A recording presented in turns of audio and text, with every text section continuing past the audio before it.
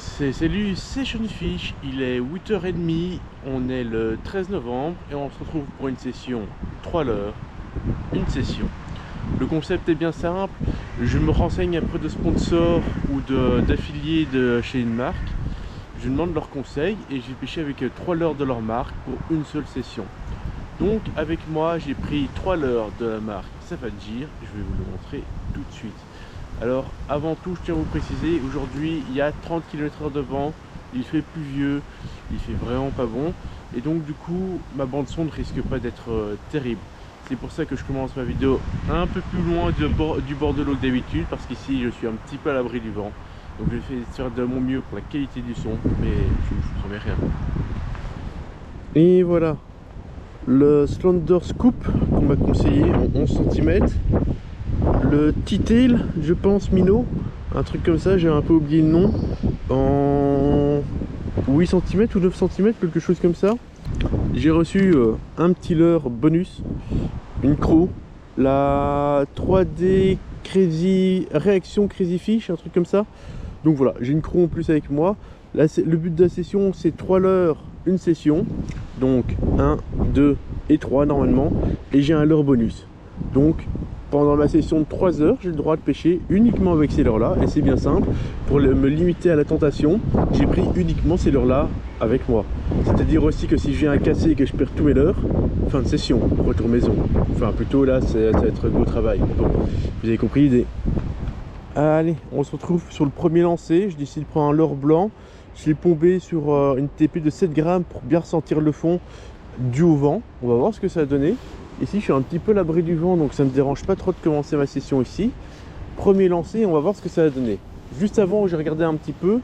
Le leurre semble nager à faible vitesse, ce qui est plutôt pas mal car j'aime pêcher un peu plus lent pour l'hiver. Et surtout, ça veut dire que le leurre pêche aussi à la descente, ce qui est vraiment pas mal. Allez, on fait quelques lancers et on voit ce que ça donne.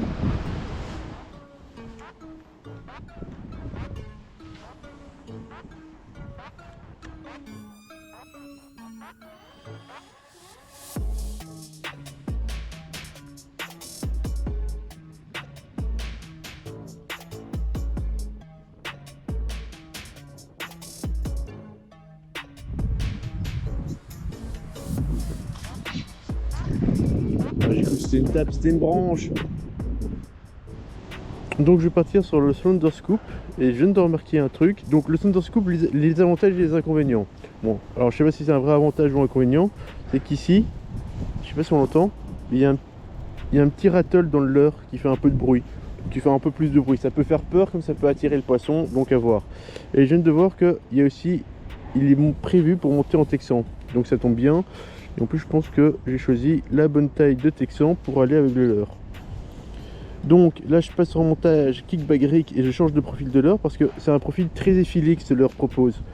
Et justement un profil très effilé, très fin comme ça, très linéaire, j'aime bien, ça me fait penser plutôt à un leurre finesse ou un truc comme ça. Et pour le kickback rig je me dis que ça fait une animation assez fine. En plus il y a le rattle qui pourrait rajouter un petit plus.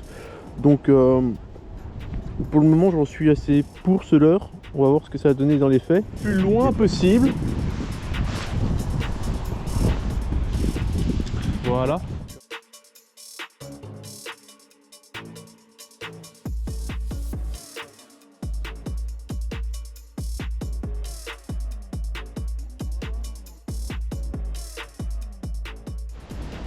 Bon, je viens de pêcher pendant une bonne heure avec mon premier, le T-Tail et le Slender Scoop.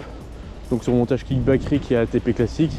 C'est le résultat. Donc maintenant je me déplace et j'ai passé sur un autre leurre.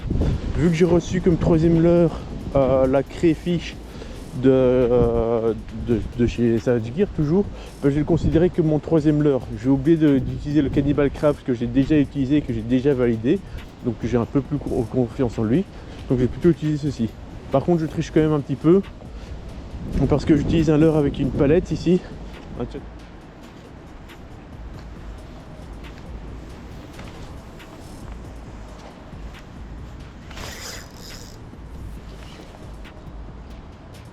Ça c'est le fond. Oh purée. J'ai cru que je m'étais ramassé de ces tapes.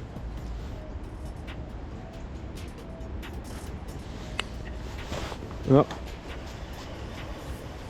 Bon, je pense que c'est juste la base de mon fil qui me reste derrière. Alors, en ce qui concerne mon nœud de raccord, comment je procède? Je mets mes deux fils en parallèle. Donc là, je mets un fluoro de 28 centièmes. Et de l'autre côté, c'est ma tresse. C'est une tresse assez grosse. C'est une tresse en 16 centièmes que je mets pour sur ce combo-là. J'ai envie de me permettre de prendre du gros poisson si l'occasion se présente. Donc, les deux fils sont parallèles. L'extrémité qui dépasse de fluoro, je fais une boucle. Et je vais faire passer 5 fois mon fil dedans.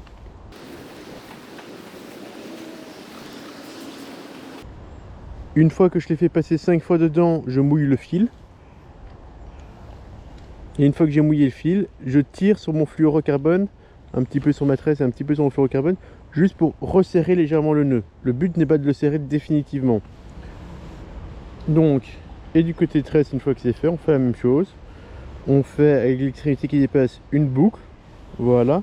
Et on va faire passer 5 fois à 7 fois le fil dedans. Donc je fais passer plutôt entre 4 et 5 fois mon fluoro dans la boucle. Et quand c'est ma tresse, c'est plutôt 5 à 7. Vu que la tresse est plus fine, je peux me permettre de le faire passer plus souvent.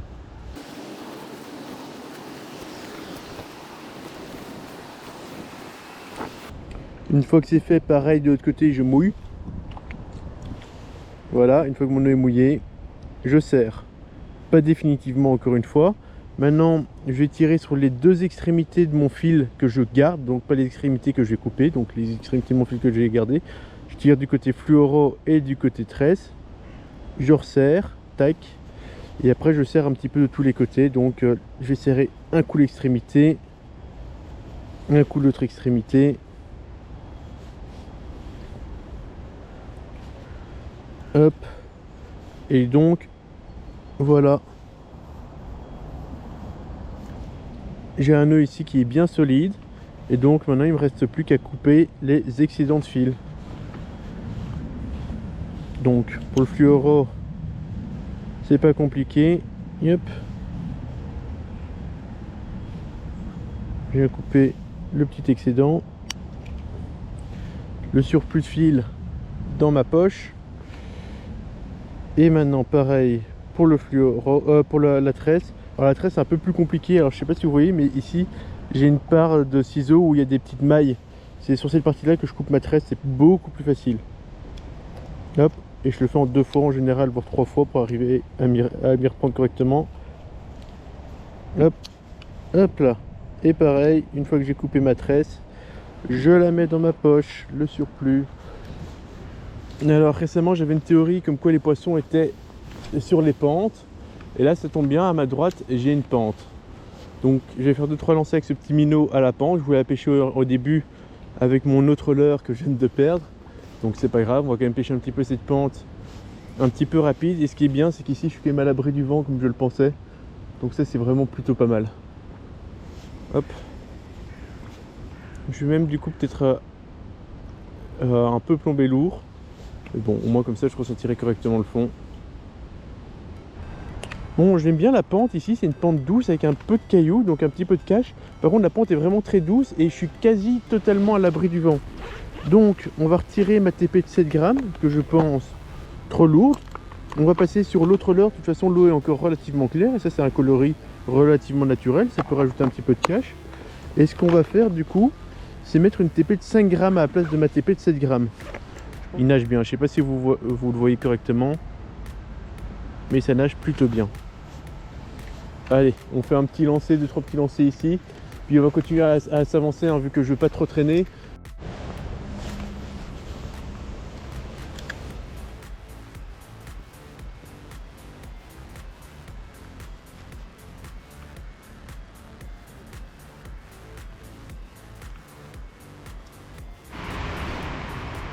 Bon, je me suis déplacé, je repasse sur mon montage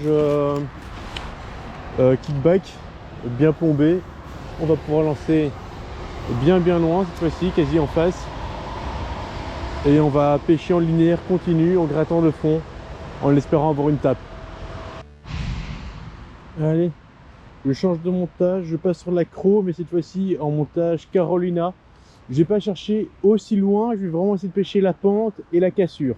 C'est ce que je vais plutôt viser. Là tantôt avec le kickback rig, je visais beaucoup plus loin. maintenant avec ceci, j'ai visé un peu moins loin. Bon, alors là, j'ai lancé au plein milieu, c'était pas du tout ce que je voulais. Mais c'est surtout la cassure que je pêchais et la pente. Je sais pas pourquoi. Je me dis que les crocs sont plus souvent cachés là que dans le fond. Puis en même temps, voilà. Alors en termes d'animation, c'est prise de contact avec le fond. Et comment j'aime bien animer mon montage Carolina pour le moment, c'est une tirée sur le fond. Et je mouline mon excédent de fil. Et je reviens et je fais une pause de 2 à 5 secondes. Et après je tire. Et je mouline.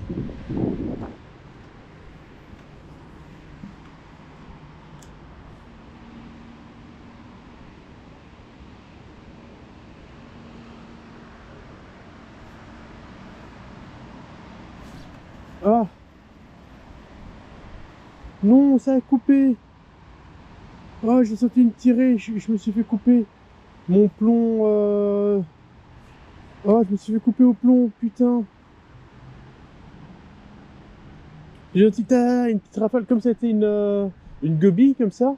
Et quand j'ai tiré, ça a dû rouler sur une pierre ou je sais pas quoi. Ou c'est mon plomb Carolina qui a coupé le fil. Oh, oh le malheur!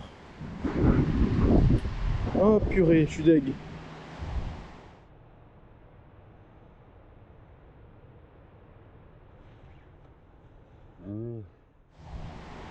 Ça fait tac tac. Après, même pris, c'était bien l'impression qu'il rentre. Oh là là, je suis dégoûté. Allez, je vais passer sur le Slender, le dernier que j'ai pas utilisé de mes leurres. Je suis deg parce que j'ai perdu mes 2 crocs du coup. Et là, je suis quasi sûr que c'était une tape quoi. Le problème, c'est j'ai cassé à cause de quoi? À mon avis, c'est mon plomb-balle qui devait être un petit peu tranchant. J'imagine hein, que c'est mon plomb-balle qui était un petit peu tranchant et qui a coupé mon fil. J'imagine que c'est ça qui s'est passé. Et donc, j'ai eu un poisson qui a dû tirer, moi qui ai ferré de l'autre côté. Et ça a dû couper comme ça quoi. Et voilà, fin de session. Un peu plus de 3 heures de pêche. Résultat capot. Donc, j'ai essayé 3 leurres différents. La crayfish. Le Slender Scoop et le T-tail minnow si je dis pas de bêtises. Alors le T-tail minnow, j'aime bien sa nage, il a un beau gabarit, il nage fluidement, franchement ça c'est un leurre que je pense que je vais réutiliser. Le Slender Scoop, je suis mitigé parce que sur le montage en tout cas Kickback Rig, lors des moments de pause, le leurre n'était pas du tout animé, donc c'était un leurre animé un peu plus rapidement dans d'autres situations, c'est possible. Et la crayfish, j'étais pas convaincu sur le chatterbait parce que les pattes s'animaient pas énormément. Par contre, quand je l'ai animée en Carolina, franchement, elle avait une belle présentation et tout. Et en plus, potentiellement à la fin, je rate un poisson dessus. Et je casse sur quelque chose, mais je ne sais pas quoi. Mais potentiellement, c'était un beau poisson. Ou c'est juste le fond qui a fait genre que. Je pense honnêtement que c'était une perche qui est venue taper sur mon leurre. Et il devait avoir une structure coupante et quand j'ai ferré, mon plomb où mon plomb était mal taillé a coupé tout simplement ma ligne quoi. Mais je pense que j'ai cassé sur un poisson. Enfin voilà, c'est le résumé de 3 heures de pêche. Alors forcément quand on part avec 3 leurres, à un moment donné c'est pas toujours évident de forcément faire du poisson. Donc bah voilà, manque de chance, leurre inefficace ou pas le bon moment, c'est dur à définir comme ça hein, surtout sur une seule session. Enfin voilà, c'était le défi. 3 leurres, une session. 2 leurres que surtout la crayfish à mon avis que je vais bientôt réutiliser. Le T-tail à voir quand le réutiliser. Et le Slender dans certaines situations. Est-ce que pour autant je vais en racheter? Ça c'est une autre question.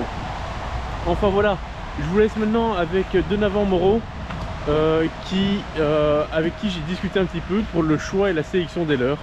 Donc sur ce les amis, moi je vous dis salut et à la prochaine. Bye. On est devant Fire Fishing pour une journée porte ouverte direction Savage Gear. Ça tourne. Salut les gars, c'est Donovan. Donc aujourd'hui je vais vous parler de une petite sélection cendres que je fais pour moi aller pêcher du bord tout simplement. Et je vais expliquer pourquoi je sélectionne ces leurres là. Alors dans un premier temps, il va y avoir les premiers leurres par exemple, ça va être les Fat T-tail. Alors pourquoi le Fat T-tail? Tout simplement pour sa caudale. C'est un leurre qui va dégager beaucoup de vibrations, qui va avoir un gros rolling et qui va permettre justement d'aller chercher les poissons qui sont un peu en activité ou les faire déclencher, bouger de plus loin tout simplement. Ensuite je vais repasser sur les Craft Shad. Donc qui eux vont avoir une vibration un peu moins importante et qui vont être un peu plus haute forme. Donc pareil, donc ça c'est quand les poissons sont un peu sur les petits poissons où on va avoir justement quand on va aller chercher les poissons, on va devoir aller très vite au fond. Ça va me permettre du coup de par la finesse du leurre, tout simplement aller chercher les poissons rapidement au fond. Et ensuite, on va avoir le slender school shad, tout simplement parce que le leurre va avoir une autre forme, une autre approche, avec une caudale un peu plus en retrait. À l'intérieur de ce leurre, il y a également des rattles qui vont me permettre de rajouter en fait, tout simplement une sonorité là où les autres ne l'avaient pas. Et encore une fois, la forme va me permettre de descendre vite et ça va me permettre de pêcher, par exemple, même en drop shot, adapter ce type de leurre, ouais. tout simplement. Voilà.